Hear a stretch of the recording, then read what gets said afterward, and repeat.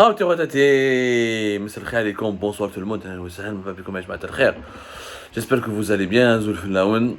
Et ben voilà, j'aime pas avoir raison, mais souvent franchement quand il y a des informations, des événements de l'actualité qui donnent raison à nos analyses et à nos révélations et à nos propres informations, ben on s'en réjouit parce que les gens, certains notamment au sein du régime algérien, notamment les dirigeants algériens qui ne veulent pas nous croire, qui nous prennent de haut, qui méprisent nos analyses et nos informations, notre travail, et à la fin quand la réalité nous donne raison, et ben on est obligé de leur rappeler que désolé mais le bon sens n'est pas de votre côté. Écoutez, attention la Russie de Vladimir Poutine n'a pas d'amis, n'a que des intérêts. Et que ce soutien soi-disant russe pour le régime algérien, que en 2021 et début 2022, que utiliser le régime algérien pour faire peur à ses adversaires, à ses opposants, à ses concurrents, comme quoi nous sommes protégés par Vladimir Poutine, la puissance militaire russe sera de notre côté, et on va utiliser la puissance militaire russe pour se défendre, et que Poutine fera pour l'Algérie ce qu'il a fait pour la Syrie de Bachar al-Assad, et qu'il interviendra, et qu'il fera... Tout ça c'est du pipi de chat. La preuve.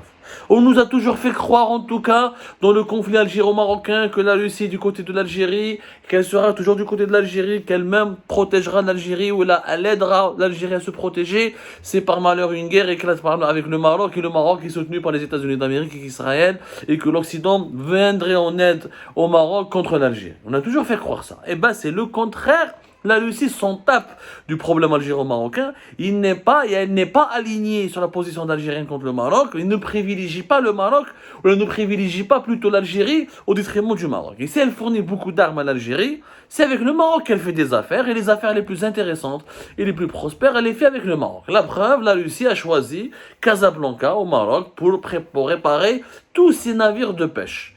Un marché de plusieurs centaines de millions d'euros va profiter directement au Maroc, et ça, il ne va pas profiter à l'Algérie.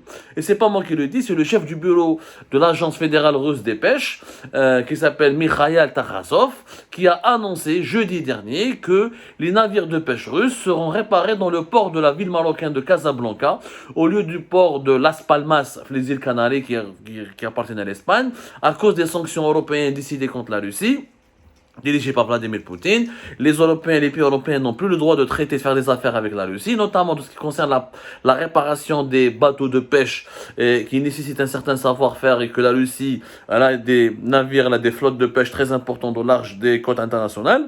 Comme elle ne peut pas les rapatrier jusqu'à la Russie pour les réparer, ensuite les renvoyer vers leur mission de pêche, elle avait un contrat avec Las Palmas, avec les Espagnols, avec les opérateurs espagnols et l'État espagnol, pour que les centaines, on parle de centaines de navires de pêche russes puissent être réparés et rénovés et subir des travaux de révision dans le port de Las Palmas, les îles Canaries. Or, cette année, comme c'est la guerre en Ukraine et les sanctions européennes imposent et interdisent aux Espagnols et aux opérateurs espagnols, aux autorités espagnoles de travailler et d'avoir des rapports et une coopération, des affaires économiques avec la Russie, la Russie a décidé, ok, elle a rompu son contrat avec les Espagnols, ou à les Marocains. Donc, les réparations d'un groupe de navires de pêche russes qui opèrent au niveau de l'Atlantique, centre et est, seront tout simplement confiées à des entreprises marocaines et pas algériennes. Le Maroc, l'ennemi de l'Algérie, la Russie, qui soi-disant notre allié, qui soi-disant notre protecteur, qui soi-disant nous fournit des armes. Oui, elle nous donne des armes, on achète les armes, on les paye les armes, on ne nous a pas donné gratuitement. J'ai jamais entendu parler d'un don de la Russie concernant l'Algérie, concernant les armes. Mais, bien sûr, les affaires, elle les fait avec qui? Avec les Marocains. Il s'agit, je répète, je le cite, donc je cite toujours ce haut responsable russe, Mikhail Tarasov, qui est le président de l'agence fédérale, le chef du bureau de représentation de l'agence fédérale russe des pêches, Rosry Blotovskovo en russe, désolé, je ne maîtrise pas le russe, une langue un peu compliquée pour moi, Rosy Blotovskovo, bon, peu importe, c'est l'agence fédérale russe de la pêche, ou l'agence fédérale russe des pêches. Voilà ce qu'il dit précisément. Nous parlons de centaines de millions d'euros, qui seront versés aux chantiers navals locaux au Maroc, ainsi que des centaines d'emplois pour les Marocains. Nous espérons ouvrir un nouveau chantier naval en 2023 à Casablanca au Maroc. Ce sont les Russes qui investissent au Maroc. Avec l'argent que nous leur donnons avec les armes, on leur achetant les armes, eux ils réinvestissent cet argent, on les redonne aux Marocains pour faire des investissements économiques directs. Bravo les dirigeants. Bravo, vous êtes très intelligents. L'allié russe, ce qu'il fait. Alors, on parle d'installation, de réparation de navires à Casablanca qui peuvent être pleinement en concurrence avec les chantiers navals canariens. Donc, la Russie veut investir au Maroc pour développer des chantiers navals, pour concurrencer les chantiers navals de l'Espagne aux îles Canaries. Et les Russes se réjouissent de cette coopération économique avec le Maroc. Et bien sûr, j'aimerais bien que les dirigeants algériens me disent qu'est-ce que la Russie a investi économiquement dans notre pays. Mais à part nous exporter des armes et quelques machines et quelques équipements industriels, la présence économique en Algérie, la présence économique russe en Algérie, elle est quasi inexistante. On n'a pas profité d'un centime, d'un rouble. Il y a eu des accords, il y a eu des propositions russes pour s'installer en Algérie. Il y a eu les Russes Gazprom ou quelques compagnies, Rosneft, quelques compagnies dont le pétrole et le gaz sont intéressés au marché algérien, mais ça n'a jamais donné lieu à des gros projets ou à des investissements importants. Pour la Russie, l'Algérie n'est qu'un client militaire, n'est qu'un client fidèle pour les armes. Pas plus. Il n'y a aucun attachement particulier. Les Russes n'ont aucun attachement particulier, n'ont aucun intérêt particulier avec l'Algérie, si ce n'est de leur vendre des armes, 5 à 6 milliards, des fois 7 milliards, des fois on en rachète beaucoup d'armes, 80% de notre armement, entre 75 et 80% de notre armement est russe, effectivement, et on a une grande collaboration militaire avec la Russie. Mais cette collaboration ne rapporte absolument aucune valeur ajoutée à l'Algérie qui ne profite pas du tout de la puissance de la Russie dans d'autres domaines pour diversifier son économie ou la gagner d'autres intérêts ou la renforcer de ses partenariats. Rien. Le Maroc n'achète pas des armes russes, mais il fait beaucoup d'affaires avec la Russie. Il est l'un des principaux partenaires de la Russie sur le continent africain, notamment dans le domaine de la coopération de la pêche. En 2020, en novembre 2020, le Maroc et la Russie ils ont signé un accord d'une durée de 4 ans pour une coopération en matière de pêche maritime qui a remplacé un précédent accord de 2016 qui a expiré en mars 2020. En 2020, l'Algérie était pratiquement en guerre contre le Maroc. La Russie n'a pas hésité à renouveler son contrat avec le Maroc et à investir encore une fois au Maroc et à s'afficher avec le Maroc sans aucune hésitation, alors que l'Algérie, son fidèle allié, son fidèle toutou, l'Algérie, son client, sa casse à terre-lire, parce que c'est l'Algérie qui fournit des milliards de dollars à la Russie pour l'achat d'armes, n'a absolument bénéficié d'aucune intention et non d'aucun geste amical de la Russie.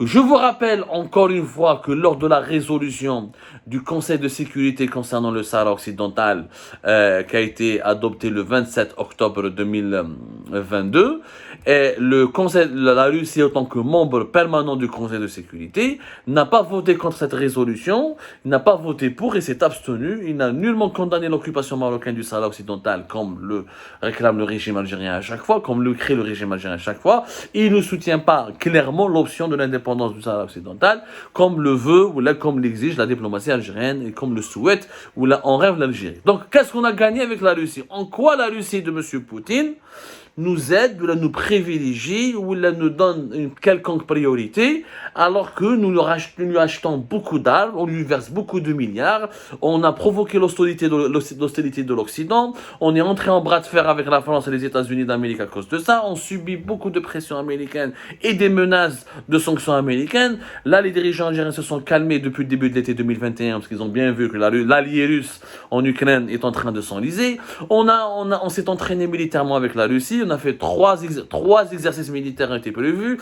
L'exercice du 1er novembre, là où il est de Béchar, il est très prévu le 1er novembre, mais les généraux algériens n'en parlent plus et apparemment, je crois qu'il n'a pas été maintenu. On va essayer de vérifier. Il y avait un exercice militaire commun entre les soldats russes et les soldats algériens dans la wilaya de Béchar, dans une localité situé pas très loin des frontières marocaines d'ailleurs, et l'Algérie en 2021 avait accepté et négocié cet exercice militaire pour Zama montrer ses muscles et dire aux Marocains, vous avez les Israéliens, nous avons à côté de nous, à notre côté, les Russes, sauf que mon coco, les Russes, alors ils investissent au Maroc beaucoup plus qu'en Algérie, ils ont des relations aussi bonnes avec le Maroc qu'avec l'Algérie. Elles ont même de meilleures relations avec le Maroc qu'avec l'Algérie, parce que c'est quoi une des bonnes relations? C'est pas le geste, non, entre les États il y a des intérêts. Les intérêts économiques russes sont plus importants au Maroc qu'en Algérie. Les touristes russes sont beaucoup plus nombreux au Maroc qu'en Algérie. Où est-ce qu'il y a la spécificité de l'amitié? La spécificité de l'amitié algéro-russe. On aimerait bien avoir. On aimerait bien l'avoir. Ils nous fourguent des armes. On s'est entraîné. Il y a eu 2 exercices. L'Algérie a participé à 2 exercices militaires importants en 2020 et en 2021 avec côté de la Russie.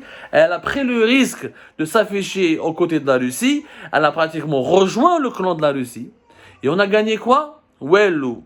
Zéro. On n'a rien gagné. Parce que les dirigeants algériens, ce sont les champions du monde de l'inefficacité, du gâchis et de l'incompétence. Ils passent leur temps à adopter, à prendre des positions favorables à des pays étrangers sans que l'Algérie, sans que notre pays ne gagne pas un iota. Mais ربحنا فيها un intérêt. ما ربحنا فيها والو غير ربحنا غير اللعيب les États-Unis et l'Occident. هذا comme ça à tout à l'heure pour notre éclairage.